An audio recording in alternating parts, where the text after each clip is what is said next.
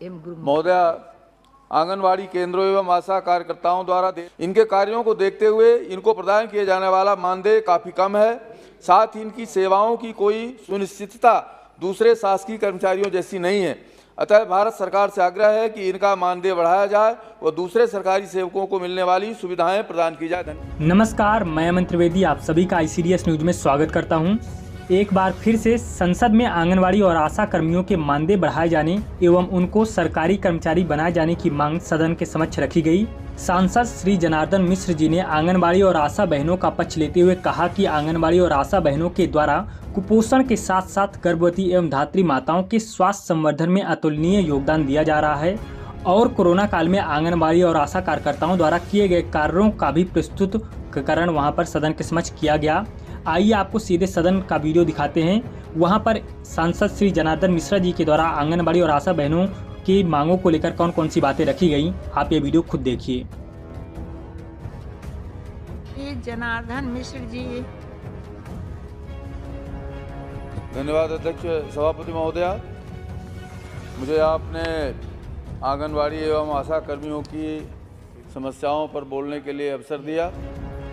महोदया, आंगनवाड़ी केंद्रों एवं आशा कार्यकर्ताओं द्वारा देश के छोटे बच्चों की शिक्षा, स्वास्थ्य के साथ ही गर्भवती माताओं एवं प्रसव पश्चात उनके जच्चा बच्चा के स्वास्थ्य के क्षेत्र में काफ़ी महत्वपूर्ण भूमिका अदा की जा रही है। विशेष रूप से कोविड के महाविकराल समय में जिस तरह से आंगनवाड़ी केंद्रों में कार्यरत आंगनवाड़ी कार्यकर्ताओं, सहायिकाओं तथा आशा कर्मियों ने अपनी जान जोखिम में डालकर कोविड से बचाव के प्रति जागरूकता फैलाने, कोविड प्रभावित रोगियों के घरों तक दवाइयां बांटने, उन्हें अस्पताल तक पहुंचाने में सहायता करने एवं वैक्सीनेशन में अतुलनीय कार्य किया है। इन कार्यों के दौरान इनमें से कई कोविड के प्रभाव में आकर काल कलवित हुई, शहीद भी हुई हैं। इनके कार्यों को देखते हुए इनको प्रदान किए जाने वाला मानदेय काफ़ी कम है। साथ ही इनकी सेवाओं की कोई सुनिश्चितता दूसरे शासकीय कर्मचारियों जैसी नहीं है। अतः भारत सरकार से आग्रह है कि इनका मानदेय बढ़ाया जाए और दूसरे सरकारी सेवकों को मिलने वाली सुविधाएं प्रदान की जाए। धन्यवाद। तो सबसे पहले तो हमारी सभी आंगनवाड़ी और आशा बहनों की तरफ से श्री जनार्दन मिश्रा जी को कोटि कोटि धन्यवाद कि उन्होंने इनकी आवाज़ को सदन के समक्ष प्रस्तुत किया। लेकिन हमारी आंगनवाड़ी और आशा बहनें यह भी जानना चाहती हैं कि आखिर कब तक सदन के समक्ष केवल उनकी मांगों को प्रस्तुत किया जाएगा। आखिरकार इन मांगों पर सरकार कब अमल करेगी। सदन के समक्ष तो कई बार आंगनवाड़ी और आशा बहनों की मांगों को उठाया गया है, लेकिन अभी तक सरकार के द्वारा उन मांगों पर विचार क्यों नहीं किया गया। इससे पहले भी बिहार के विधायक महोदय ने आंगनबाड़ी और आशा बहनों के मानदेय में वृद्धि करने में उन्हें राज्य अस्थायी कर्मचारी बनाए जाने की बात कही थी, लेकिन सदन के समक्ष केवल आंगनबाड़ी और आशा बहनों की मांगों को उठाया जाता है, लेकिन उन पर सरकारें कभी विचार नहीं करती हैं। आइए आपको यह वीडियो भी दिखाते हैं सदन का। सरकार द्वारा सेविका को 12,720 रुपया एवं सहायिका को 5,610 रुपया दिया जाता है। मैं राज्य सरकार से दिल्ली की तर्ज पर बिहार में सेविका को 12,720 रुपया एवं सहायिका को 5,610 रुपया मानदेय देने की मांग करता हूं। श्री मंजू अग्रवाल पहुंचाई है। देखिए, मैं आपको बताना चाहता हूं कि जो आंगनवाड़ी जो सेविकाएं हैं उनकी एक यूनियन है, वो यूनियन ने सितंबर एक मिनट से आंगनवाड़ी कर्मचारी यूनियन के लीडर्स ने हमारे फाइनेंस मिनिस्टर आदरणीय निर्मला सीतारमण जी से मुलाकात की सितंबर 2021 के अंदर, और उनसे यह अनुरोध किया कि आने वाले बजट के अंदर हमारे बारे में कुछ सोचा जाए करके। उन्होंने women and child development minister केंद्र सरकार की, उनसे भी मुलाकात की और उन्हें क्या मिला बदले में, वो इंतजार करते रही कि अब बजट आएगा उसके अंदर कुछ ना कुछ हमको मिलेगा। तो उन्हें क्या मिला? तो सिर्फ आश्वासन मिला। और यही आश्वासन के ऊपर वो कितने सालों से काम कर रही है कि नहीं आज नहीं तो कल मेरे भी अच्छे दिन आएंगे। क्योंकि मेरे वजीर आजम ने कहा है कि सबके अच्छे दिन आएंगे, तो आंगनवाड़ी वालों के भी, हमारी बहनों के भी अच्छे दिन आए। यही उम्मीद करते हैं और सरकार से अनुरोध करते हैं कि इसके बारे में कुछ ना कुछ फैसला लीजिएगा।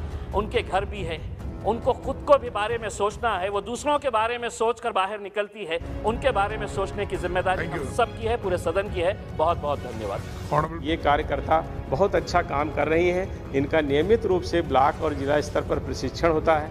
वहाँ से उनकी देखभाल की जाती है। और आपने भी जो ऐप बनाया है, जो स्मार्टफोन के माध्यम से आपको वो सूचनाएं देती हैं, उसका भी आप जांच और सर्वे करती हैं। तो एक तरह से ये पूरी इस तरह की एक स्ट्रक्चर बन गया है कि इसमें हम ये कह सकते हैं कि आंगनबाड़ी एक ऐसा हमारे लिए चीज़ हो गई है, या कहेंगे एक ऐसा नेटवर्क हो गया है जिसके माध्यम से हम देश की एक बहुत बड़ी समस्या से निजात पाने की स्थिति में आ गए हैं। मैं अंतिम बात आपसे यही कहूँगा कि इनको मानदेय बढ़ाने के अलावा जो आंगनवाड़ी के केंद्रों में सुविधाएं हैं, शोषण और भ्रष्टाचार से मुक्त कराने के अलावा कि ऐसा सरकार इसमें संशोधन करे कि आंगनवाड़ी की सभी कार्यकर्ताओं का, चाहे वो 1 रुपया प्रतिमाह या 2 रुपये प्रतिमाह, ऐसा जो प्रीमियम जमा करके सरकार उसको खुद जमा करे और आंगनवाड़ी की हमारी जो कार्यकर्ता हैं उनको बीमा प्रदान करने का काम करें। और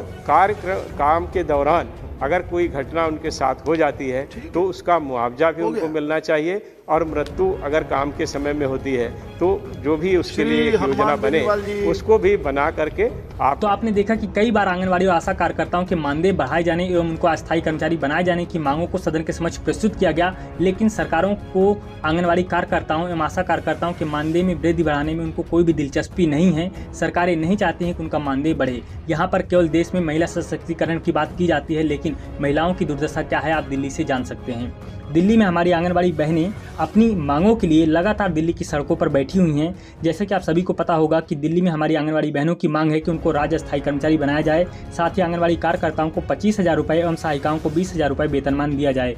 लेकिन आंगनवाड़ी बहनों के साथ दिल्ली सरकार के द्वारा उल्टा ही किया गया। अपनी मांगों के लिए धरना करने पर उनको दंड मिला कि उनको हजारों की संख्या में बर्खास्त कर दिया गया। आइए आपको देश के सबसे बड़े अखबार द हिंदू की एक खबर को दिखाते हैं जिसमें आंगनवाड़ी बहनों की आवाज़ को कवर किया गया है। हम यहाँ अपने मांग रखने के लिए आए हैं केजरीवाल से कि हमारी वेतन बढ़ाए, मगर ये सरकार हमारी मांगों को नाकाम कर रही है। कोई सुनवाई नहीं हो रही है। रोज एक पर एक नया नाकाम दिखा रही है। कभी कुछ करवा रही है, पर कभी वो बैरियर हटवा रही है, कभी सामान जब्त करवा रही है। हमें कोई भी वो नहीं कोई सुनवाई कर रही है सरकार। केजरीवाल कोई सुनवाई नहीं कर रहा। सुबह से आते कोई बुजुर्ग आ रही है, कोई प्यासे आ रही है, कोई देखो मेरे हाथ में भी चोट लगे तब भी हमारे तब भी कोई कार्रवाई नहीं हो रही है। डराया भी जा रहा है, धमकाया भी जा रहा है, उनका टर्मिनेशन कर दिया जाएगा। बहुत लोगों को तो मीमो भी इशू कर दिए। धरना प्रदर्शन हमारा राइट है जिसको सरकार हमसे छीनने की कोशिश कर रही है और हम ऐसा होने नहीं देंगे। तो आपने देखा कि किस तरह से हमारी आंगनवाड़ी बहनें बिना कुछ खाए पिए इस अंधी बहरी सरकार को जगाने का प्रयास कर रही हैं। आप सभी से रिक्वेस्ट है कि वीडियो को ज़्यादा से ज़्यादा लाइक करें, चैनल पर नए हैं तो चैनल को सब्सक्राइब कर लें और कमेंट करके बताएं कि आप हमारा वीडियो कहां से देख रही हैं। वीडियो देखने के लिए धन्यवाद। हेलो फ्रेंड्स, सस्ता बाजार आपके लिए लाया है सबसे सस्ते दाम में शॉपिंग करने का सुनहरा मौका। यहाँ पर आपको मिलेगी हर एक प्रोडक्ट की फ्री डिलीवरी। यूज़ करें discount coupon code ICDS News 10 और पाएं 10% की अतिरिक्त छूट। ऐप और वेबसाइट का लिंक नीचे डिस्क्रिप्शन बॉक्स में दिया गया है।